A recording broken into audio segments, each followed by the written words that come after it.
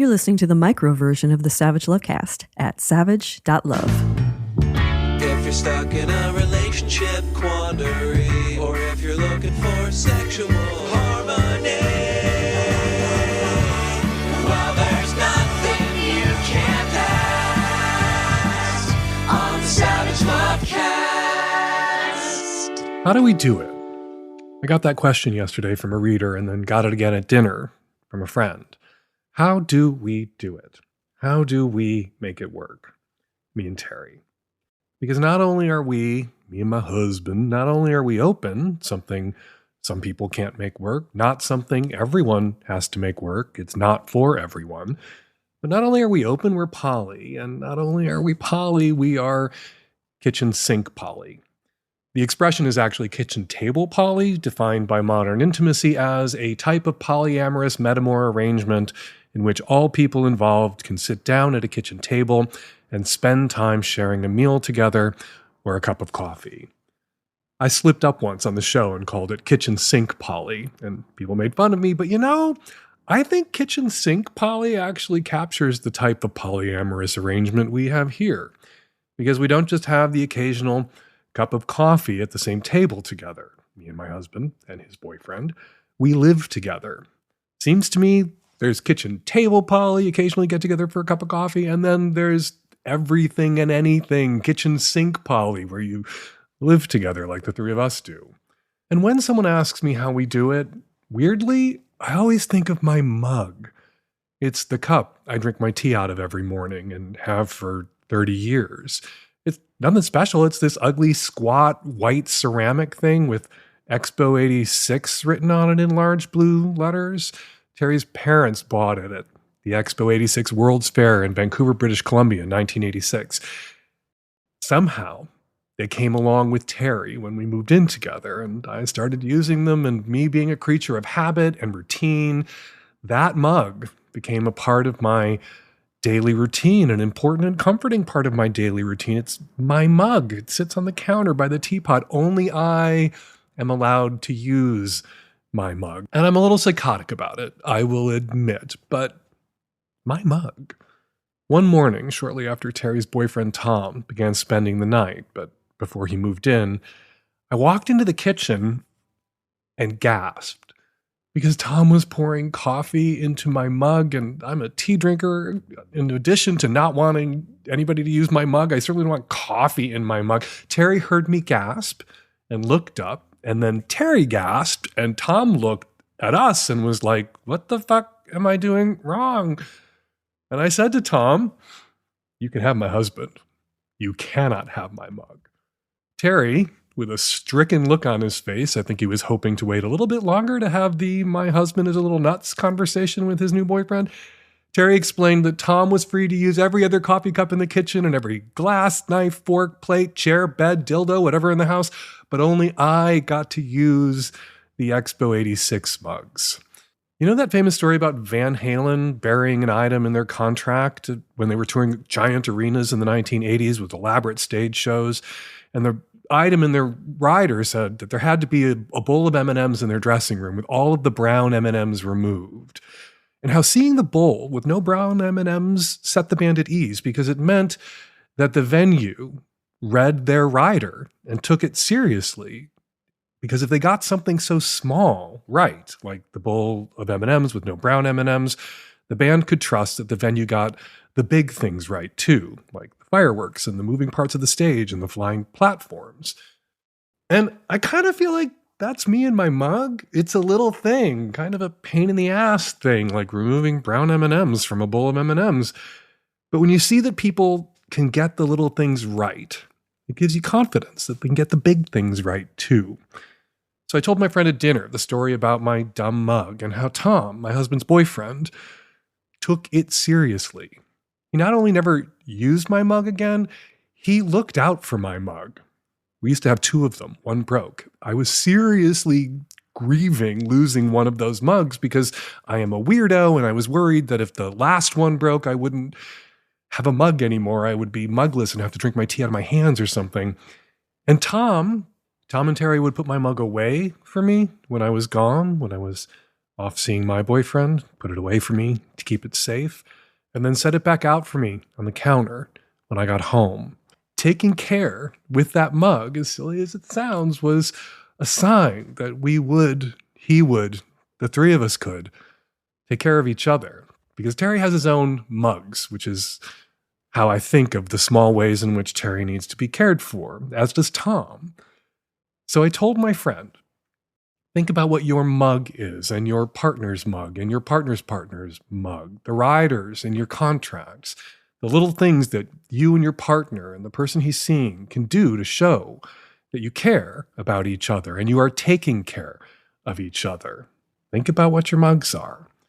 Because if you can do the little things right, if you can get those little things right, even little things that seem silly or arbitrary, you can be more confident that you're going to get the big things right too.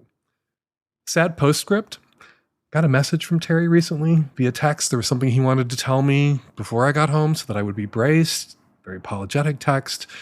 After 30 years, he knocked my last Expo 86 mug off the counter by accident, and it shattered.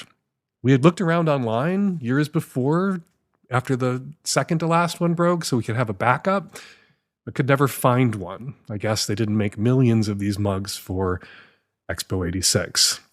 Posted about it on Instagram, and the internet came through for us. Two very kind people directed us to a small junk store in Vancouver that had 3 of them. We bought them all, but still, I am the only one who gets to use them. All right, coming up on today's show, tons of your Qs, lots of my As, and joining me on the Magnum, Dr. Carlton returns. He's the internet's favorite butt stuff and queer sexual health doctor. Co-host of the new podcast, But Honestly. Dr. Carlton is here to help me tackle some of your questions about butt stuff. We also talk about the new monkeypox outbreak. Also, Magnum subs, watch out in your feeds this week for a new Sex and Politics with California State Senator Scott Wiener. Sex and Politics is just one of the many perks for our Magnum subs. If you want to get Sex and Politics, if you want to join our Savage Love Live Zoom hangouts with other listeners, if you want the longer ad-free version of the show and the longer Savage Love, the column, if you want to support the work we do here, become a Magnum sub now. You can try out being a Magnum sub for just $8, and if you like it, you can join us for a year for just $40. No matter how you listen to the show, though, micro listener, Magnum listener, we appreciate your ears, the time you spend with us, and your support. All right, let's get to your calls. This episode of the Lovecast is brought to you by the good folks at Squarespace. They make it easy to build a beautiful website, blog, or online store. Head on over to squarespace.com/savage for a free trial. And when you're ready to launch, use the offer code SAVAGE to save 10% off your first purchase of a website or domain. This episode is brought to you by No CD. You have repeated unwanted thoughts that are violent, sexual, or aggressive in nature. It could be OCD. No CD offers virtual therapy that can help you reclaim your life from OCD. Their therapists are all OCD specialists, so they understand intrusive thoughts, even the ones that feel too shameful to share. To learn more about therapy with No CD, go to nocd.com to schedule a free 15-minute call. That's nocd.com. Hey, Dan. Caller here from East Coast of Canada. Just a quick question about the LGBTQ+. Where does polyamory fall into that? Should there not be a P in the acronym or alphabet or whatever you want to call it? I've heard it should be represented under queer, but maybe I don't understand queer versus gay. But where's polyamory and all that fall in the grand scheme of things? I've always been of the opinion that if it's something a gay person can do, a lesbian person can do, or a lesbian couple, or a gay couple, or a bisexual couple can do, then it isn't a sexual orientation. And obviously, polyamory or polyamorous isn't a gender identity. Straight people can be poly, gay people can be poly, lesbians can be poly, bisexual people can be poly in the same way that straight people can be kinky or gay people can be kinky. And yeah, so I don't think P belongs in this acronym. I don't think being polyamorous makes you queer. That said, Diana Adams from the Chosen Family Law Center, who's been on the show a bunch of times, has really walked us all through and opened my eyes to, well, I was always consciously aware of this, the fact that a lot of people in open or polyamorous relationships face discrimination based on how they live their lives. And so are indeed, people lose jobs, people have their children taken from them. Being poly or open is weaponized against people in contentious divorces by angry exes. And so polyamorous people can be oppressed or persecuted based on their relationship model or structure. And that kind of does argue for tossing a P into the acronym, even though, those right-wing trolls are going to say we put that P in there for pedophile. Still, I kind of sort of don't think it belongs in there. I read Molly Rodden-Winter's book More about her and her husband opening their relationship and going from an open relationship to a more polyamorous relationship. And as I read Molly Rodden-Winter's book, which I really enjoyed, at no point did I think, Molly and her husband, my fellow queers. They're very clearly a straight couple in an open and poly relationship. And don't we want people who are straight and complicated to still identify as straight, to complicate what it means to be straight or the assumptions people make about being straight? If anybody who's straight diverts from the heterosexual, married, monogamous, missionary position in the dark model to some other way of living, if they crash out then of being straight identified, aren't we then ceding to this idea of straight all of these really restrictive assumptions that confine straight people in a certain way of living or expressing themselves that isn't good for straight people? Isn't it better for straight people to realize that they can have options, that their relationships are theirs to mold and form, and they can opt into monogamy or non-monogamy just like queer people do, or gay or lesbian or bi people do, and still be straight, just like gay people can be monogamous and married and have kids and only have sex in the missionary position in the dark with their same-sex partners and still be gay. So I'm kind of adding a P to LGBTQI TS plus. At a certain point, we're just going to have to sing the alphabet song and call it a day. And it does seem a little ridiculous. And I think it does no service. I think we should get out there and we should fight for the rights of people who have different relationship models, different family structures, as Diana Adams is out there fighting. But I don't think we should tell gay people who want to be monogamous or straight people who want to be polyamorous that they're not really gay or not really straight. They are complicating assumptions others might make about what it means to be gay or straight. And we, people who are queer, can certainly recognize in the ways in which some straight polyamorous or couples or thruples or straight people in open relationships might be persecuted. We can recognize that the people who are persecuting them are motivated often in the same way that they're motivated to persecute queer people for doing it differently, for stepping out of line, for rejecting the bill of goods that was sold to us or told to us was the only acceptable way to exist sexually, romantically, socially, and be allies.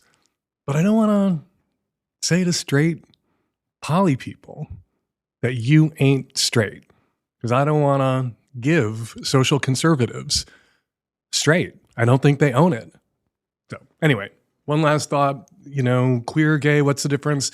Queer has always been, since 1990, when Queer Nation distributed Queers Read This at the New York City Pride Parade, it was suggested as an umbrella term that could unite us.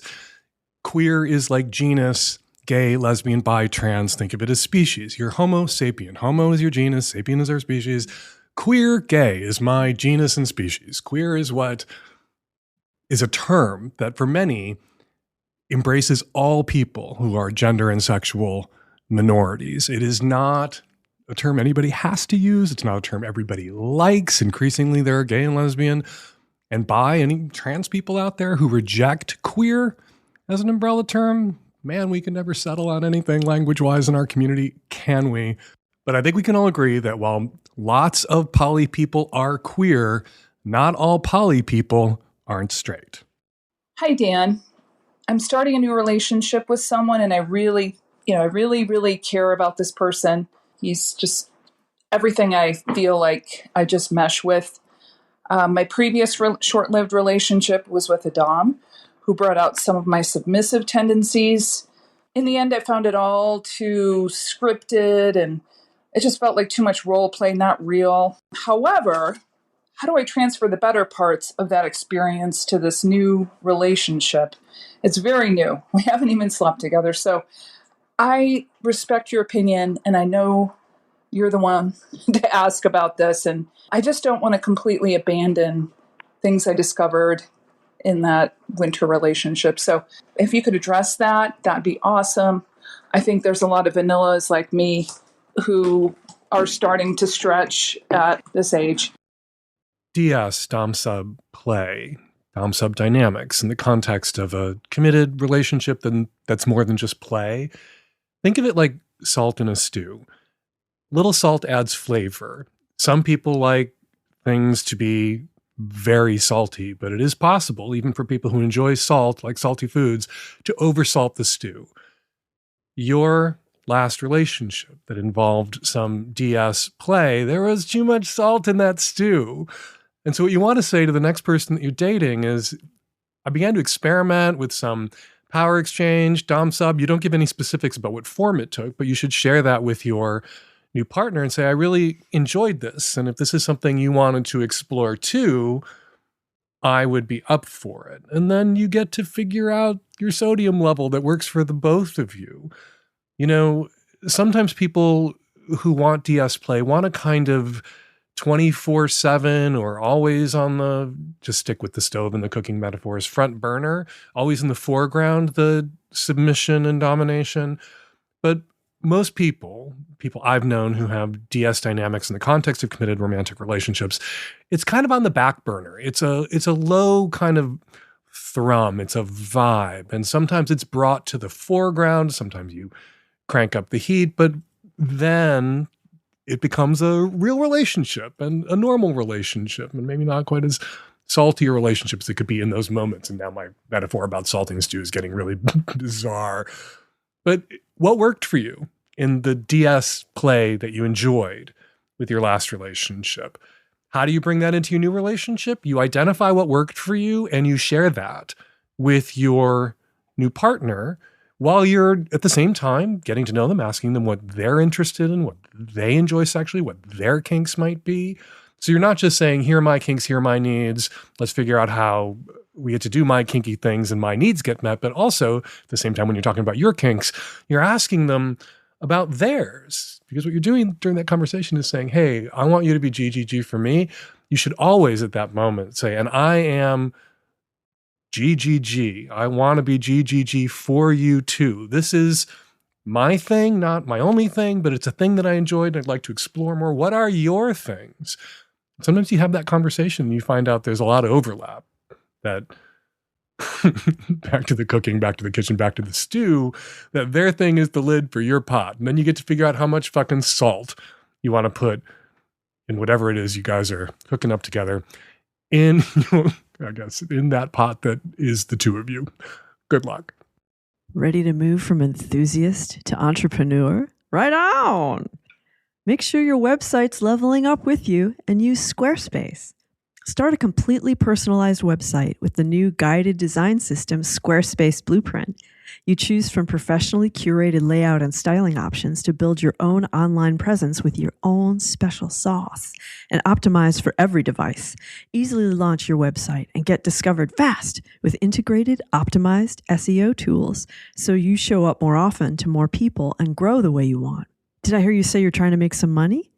You can sell exclusive content on your site by adding a paywall to sell memberships or courses, or sell files your customers can download like PDFs, music, or ebooks. Make checkout seamless for your customers with simple payment tools. Accept credit cards, PayPal, Apple Pay, and in eligible countries, offer customers the option to buy now and pay later with Afterpay and ClearPay. It's so easy. It's not a problem. Head on over to squarespace.com for a free trial. And when you're ready to launch, go to squarespace.com/savage and use the offer code SAVAGE to save 10% off your first purchase of a website or domain. That's squarespace.com/savage and use the offer code SAVAGE. Hi, Dan. 34-year-old cispan woman calling because I've always just had a hard time coming. Sometimes I think this could be my fault because I didn't spend enough time exploring my body and finding out what worked for me. I spent most of my late teens and early 20s having what I would call performative sex because I was just faking it. But this was because of me, because I was embarrassed that it was taking me so long and it just wasn't happening for me. I didn't want the other person to feel bad, and I still wanted them to want to have sex with me. Even when I was on my own, it was just taking me too long. I don't have an hour to rub one out, and I didn't enjoy most of the toys that I was trying, so I almost never even masturbated. But I want to be clear, I love sex. I'm very adventurous. I've enjoyed most things that I've tried. It feels good. It's mentally stimulating. I'm just not getting over that edge. So I get married, and a couple of years into my marriage, my husband and I start having some trouble, and to spice things up, we start incorporating toys. And I discover suction toys instead of the vibrating ones. And oh my God, Dan, the things I can do to my body with these toys. If this is what people have been experiencing this entire time, I cannot believe that I was missing out on this. And about a year after starting to incorporate toys, my husband figures out the magic formula to go down on me and make me come. Unfortunately, that marriage is over now, and I'm finding myself back at square one. I'm trying to get out there, I'm meeting people, fooling around a little bit, and it feels good, but I'm just not coming. At least I'm coming when I'm on my own these days, but feels awkward to bring up the idea of using toys with a new partner or trying to coach them through what I think that my ex-husband used to do that got me there. I just don't know. Is there something I can do to make things more sensitive down there? Or how can I bring up the idea of using toys with a new partner? I don't want them to feel like they can't make me come, but it seems like they can't. And I don't have 6 years to train another person, and life is too short not to be coming. Young men arrive at partnered sex, young straight men, young men seeking opposite sex partners. They arrive at partnered sex experts on their own orgasms because they have been jacking off for years and years. They know what it takes. They know what their plateaus on the way to that point of orgasmic inevitability feel like. They know what the point of orgasmic inevitability feels like because they brought themselves to that point over and over and over again. Far too often, because young women, girls aren't, encouraged by the culture in the same way. They aren't sent signals that they too should masturbate and explore their bodies. All too often, young women arrive at partnered sex in sort of the same way you arrived at your marriage, inexpert in their own orgasmic capacity, what they need, what works for them, what gets them off, what makes them come. You eventually figured it the fuck out. You know now what it takes. So your marriage is over. You got there with your husband with these suction toys that you discovered. Your husband was able to incorporate them into partnered sex or into cunnilingus in such a way where he and the toy together were getting you off. You can get yourselves off reliably every single time. You can give yourself shattering orgasms with these toys. So you now know you are now at age 34, where like most teenage boys are at age 15, you are an expert getting yourself off. So you have not fallen back to square fucking one. You know now. You just have to tell. You have to say. You have to, don't coach if by coach you mean hint or suggest to guys that you're sleeping with now. Tell them. This is what it takes. This is what I need to get off. And if a guy can't recognize that, even if he's using a tool, he's giving you that orgasm, then he's not the right guy for you because you need these tools to have the orgasms that you want to have. Nobody says to someone who built a house, oh, you used a hammer? Guess he didn't really build that house. But there are people out there like, oh, you had sex and she came, but you used a vibrator, so you didn't really make her come. You made her come with the vibrator. You built the house with the hammer. Guys want to know, if there's a guy who's invested in your pleasure, and that's really the only guy you should be wasting your time on, or not investing your time in. Don't waste your time on a guy who's not invested in your pleasure. He wants to know what works for you. You know. Tell him. And if he looks at your suction toys and is like, ew, gross, thank him for his time, hand him his pants, and shove him out the fucking door. Because there's some other guy out there on the dating apps where you met that guy who would be psyched to get between your legs and use his mouth, which is a good suction toy, use your suction toys, enjoy having sex with you, make you come, and enjoy coming himself. And you don't want to waste a second on a guy that you have to hint or coach or suggest or nudge or lead without him realizing that he's being led to your box of toys. Have them out. Great sorting hat. If a guy sees your toys and doesn't want to have sex with you, wouldn't you rather masturbate? Wouldn't you rather be alone with your porn? And hopefully soon alone with someone who is mature enough to meet you sexually where you're at now, which is a place of self-awareness, knowledge, capability, and joy. You should be joyful that you now know what you now know about yourself and excited to share that with your sex partners. And if someone isn't excited to hear it, that guy doesn't get to be your sex partner. Picture this. You're in the heat of the moment. The attraction is there. The chemistry is crazy. You are feeling amazing. And then all of a sudden, it hits you. An intrusive thought so disturbing, embarrassing, or disgusting that it doesn't just kill the mood, it shakes you to your core. It might be taboo or aggressive, and you know it's the complete opposite of what you actually want and who you actually are. So you start to worry. Why did I think that? What does this mean about me? And worst of all, this isn't a one-time thing. These types of intrusive thoughts keep coming back, popping up when you least want them to, and they don't seem to go away.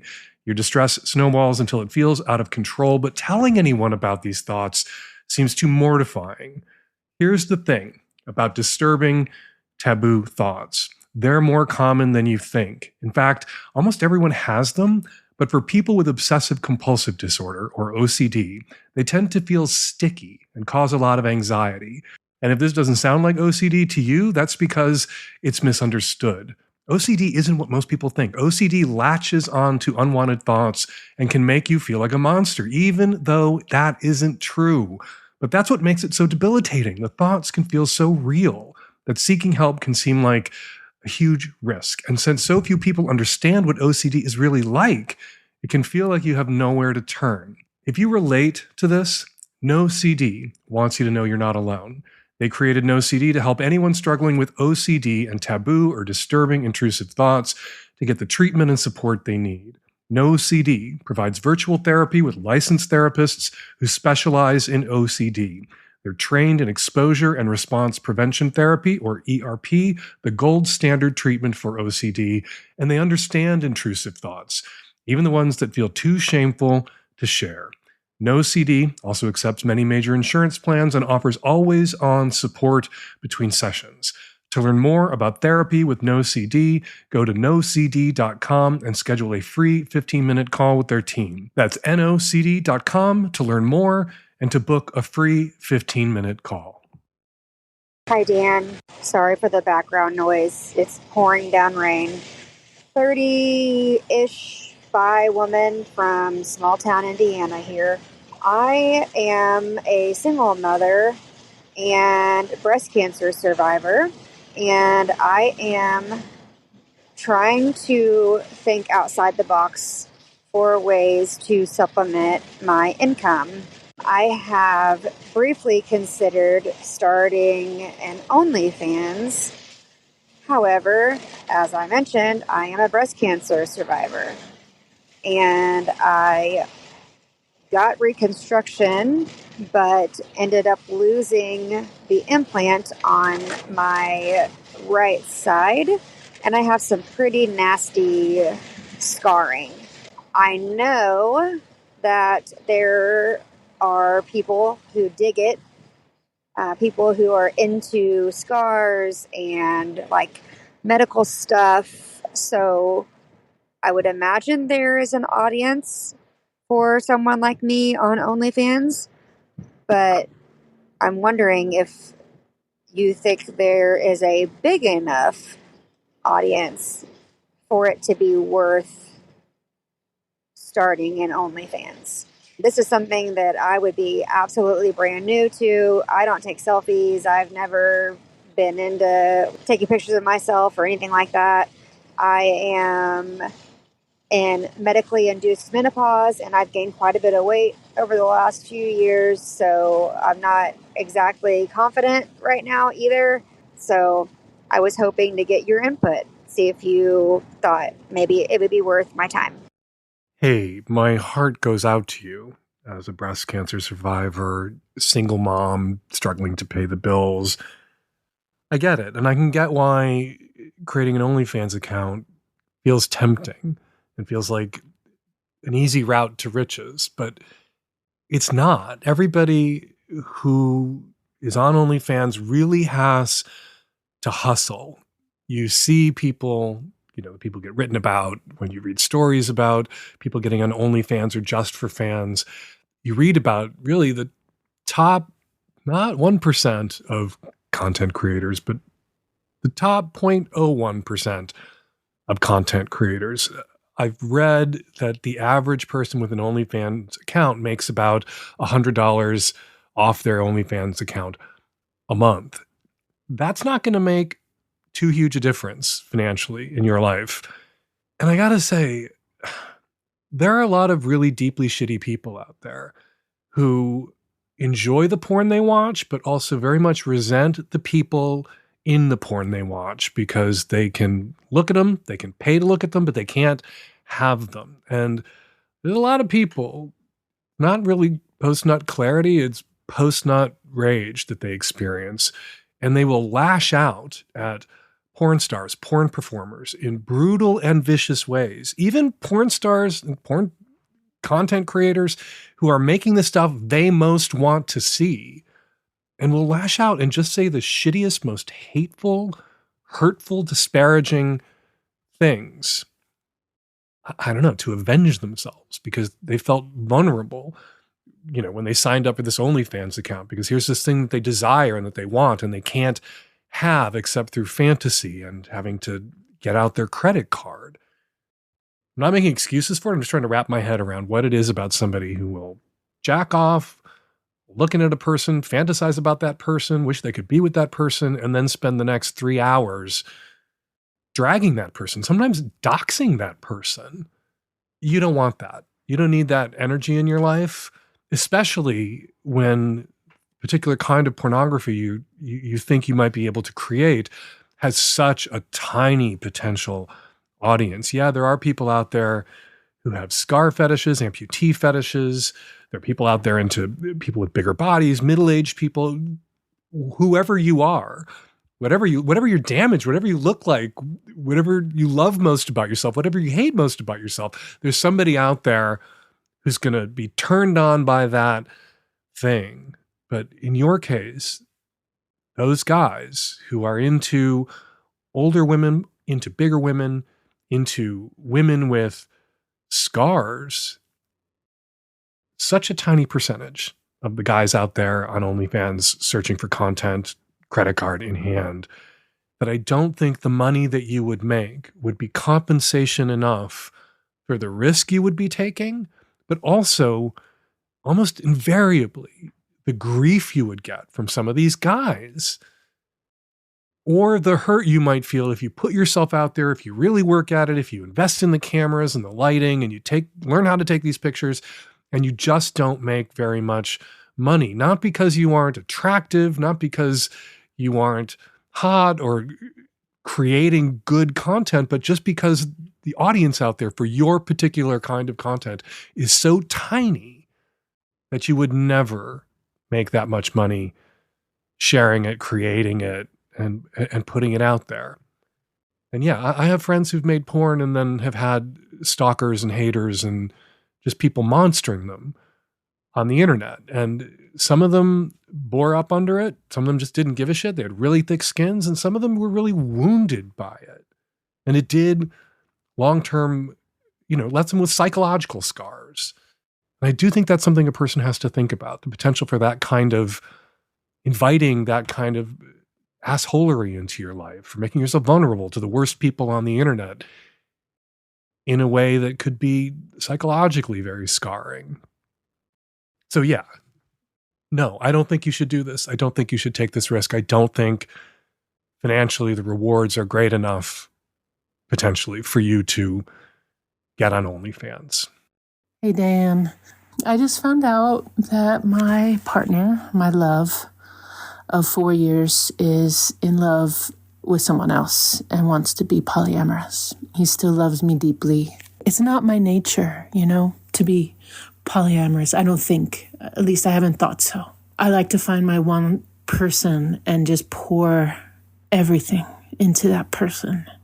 And so far, especially with this relationship, it's felt like more than enough for me. So now I have to make a choice. And if I do decide to try this when I feel a little better, because someday I'm going to feel better, if I do decide to try going for this because this man and this relationship, it's worth it. You know what you are going to call me? You're going to call me a pud. And that's so mean sounding, isn't it? It's like, it rhymes with dud. It's going to take everything I have if I do this. Like all my strength and generosity and every bravery. And I'm going to have to be feeling myself so hard. And maybe when I get to that point, I won't care what you call me. But right now, it hurts my feelings. Like, if I reject this, if I try it, I'm like, no. And I'm sitting with a friend, and I'm like, yeah, he wanted me to be a fucking pud. But I was like, no thanks, motherfucker. Like, that's fine. But no, I don't want to be a pud.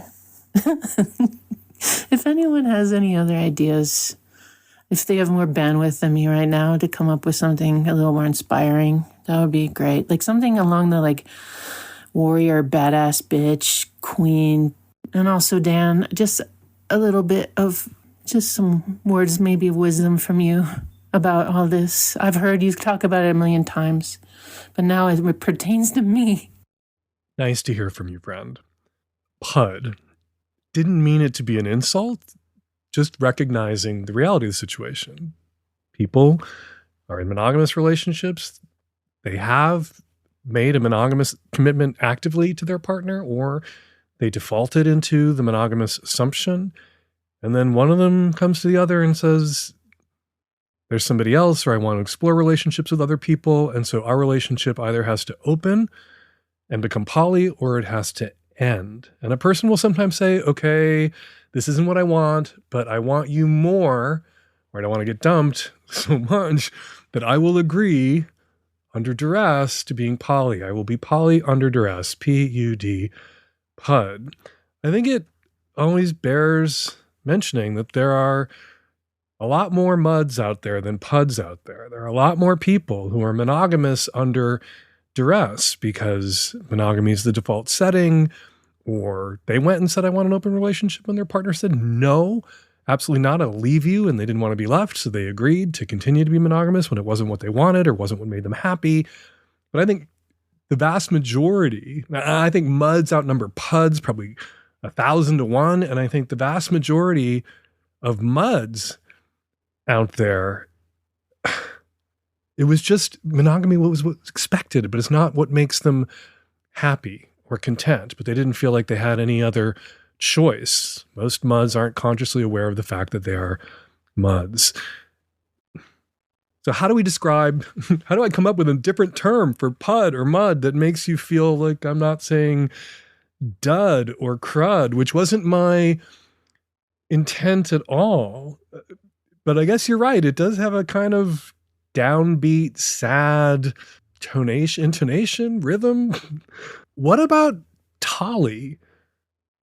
Pud is something that was imposed on a person. Somebody is poly under duress because their spouse or partner demanded that they agree to these terms and they caved. So Pud is sometimes a person we were turned into against our will. Pud was done to us. Puddom was imposed on us, not something that we necessarily embrace in an active way. not something we do. Whereas being tolerating the open relationship, tolerating your partner's other partner, your partner's desire to have an open relationship. Usually when I use tolly, it means somebody who knows their partner is cheating but tolerates it and none of it's above board. But maybe tolly could also cover people who were in a monogamous relationship. The other person wanted to open it, wasn't what they wanted, but they're willing to tolerate it. And that's something active, an active choice they made to help their relationship survive, thrive, continue to succeed so they can continue to get out of the relationship, everything they were getting out of the relationship. It's just this thing that wasn't what they wanted, but they are willing to put up with. Not because their partner demanded it of them, but because it was what they wanted. They wanted the relationship to continue, and so they chose to be polyamorous. They chose polyamory. Maybe there's this other word that I've been promoting. Fingers crossed, one day, polyamory and the OED right there. Not alongside pegging. P and T don't come that close together in the alphabet, but in the OED with pegging. Look, I'm a crier too. Ask anybody I've ever been in a relationship with where we've had to have any sort of conversation about the relationship. I get weepy easily. I feel for you right now. And I'm sorry if after your partner had this conversation with you, my words came back, or that word came back, and you heard it in my voice and you felt like I was putting you down. Not my intention. And I would encourage you, if PUD makes you sad, if PUD seems passive, if PUD seems cruddy, be tolly instead. Embrace polyamory. I think tolly is that badass bitchery. All right, we have reached the listener feedback part of the program. First up, some of the comments about last week's show posted in the very lively comment thread at savage.love. There is a great conversation on that comment thread about last week's show concerning the caller who realized he wasn't physically attracted to someone once he was naked with that person. And then instead of ghosting her or plucking one of the standard little white lies off the shelf, he told her he wasn't attracted to her physically after seeing her body. There was a lot of picking that caller apart, and I think rightly so, deserved. But there were some people who were wondering if that caller wouldn't call back to explain exactly what it was about that person's body he didn't like. Says High Estate, what would the purpose of that information be? He didn't find her physically attractive. One can throw words like shallow around, but I'm not sure what exactly that means. All physical attraction is shallow. All of it is not unimportant. Sleeping with him is not a fundamental human right. If he doesn't want to sleep with her for any reason or at any point, he doesn't have to sleep with her. So it's not a question about what he thought was wrong with her body or what didn't work about her body for him. It's just a question, says High Estate, about how to let her down gently. And there, Dan's advice was great. About the caller who was being guilt-tripped about showing up at her absentee father's deathbed, says Compass, my father abandoned my mother and I when I was 5 years old. Never heard from him again. Then a few years ago, I got the call. He was dying. I decided not to travel to see him, though he had asked me to do that. I wrote an honest, heartfelt letter, told him of my degrees, my family, my mother's happiness with my stepfather, and then I wished him well on the next step of his life's journey. I also told him what I went through as a child and a teenager, and then I let him go. Thank you for sharing that, Compass, and I have to say, I think it was very kind of you to write that letter. And finally, says Michael Newman, Dan, you mentioned J.D. Vance's drag pics in the podcast, as I knew you would, and pointed out that Republicans aren't against drag when they do it. However, he doesn't seem to have a drag name. Maybe Savage Love listeners could show we have no hard feelings and help him out by coming up with a good one. Well, you know, the internet moves a lot faster than a weekly podcast. No one was waiting around to start gaming out, brainstorming drag names for J.D. Vance. Among my favorites that I saw pinging around social media, Vivian Vance, Sofa Loren, Doris Daybed, Nazi Sinatra, Ashley Furniture, Vladimir Futon, Courtney Loveseat, and perhaps my favorite, Hillbilly Eloise. Any one of those will do. They're all great. And yeah, J.D. Vance is going to need one because I think performing on the drag circuit is going to be his full-time job after he loses this election in November. All right, for more listener feedback and more of my responses, check out Struggle Session. I've been taking a break in August from Struggle Session so I can spend a little bit more time with my family in the great outdoors. I promise Struggle Session will be back and start coming up every Thursday again at savage.love. And now everyone's favorite part of the show, the part where I shut up and I let my listeners have the last word. Hi, this is a response call for the woman who's helping her older mother set up a dating profile. I agreed with all you and the person you had on giving advice said. However, you've just glossed over the thing about scams. And really, the overwhelming majority of responses that elderly women will get on dating sites are scam attempts. So the things to watch out for: is he working in an oil rig? Is he an international doctor? Can he not meet?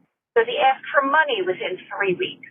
She must do reverse image searches. And please go to the AARP's website, which has a lot of resources for older people telling them how to avoid scams. This woman's mother will get more scammers than genuine responses, so it's absolutely something she must be aware of.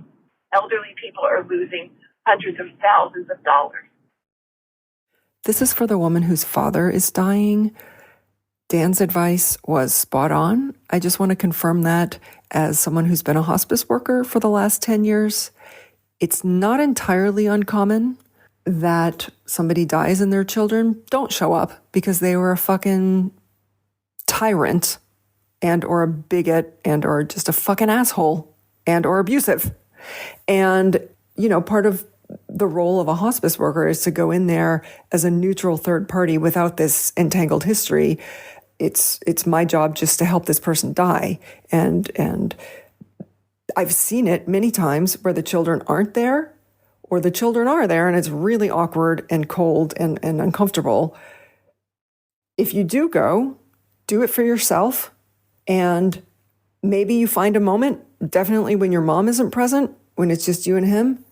And, you know, yeah, you can tell him off if that's what feels right, but you could also try to just have a heart-to-heart and just tell him from your heart the impact that his actions had on your life. And do not expect anything from him. And it happens more in the movies than in real life. But it does happen that people might get an apology or this deathbed reconciliation. That does happen. People do tend to soften up and open up sometimes before they die. So don't expect it, but who knows? Definitely don't go there for that, though, because it's more rare than it is common. Listen to your intuition and your heart. If you go for yourself. If you don't go, that's completely normal, and it happens all the time. Hi, Dan. This is Ernestine calling from Berlin in response to the question about celery, pineapple, asparagus, and the like. I am probably as close to a cum connoisseur or sommelier as you're going to find. I'm a sex worker, so I have a wide array of data points to draw from on this topic. And I found it really interesting that I worked in the US for a long time and then I moved to Germany. And when I moved to Germany, the quality of the cum declined precipitously. It was suddenly very strongly flavored a lot more of the time in an unpleasant way.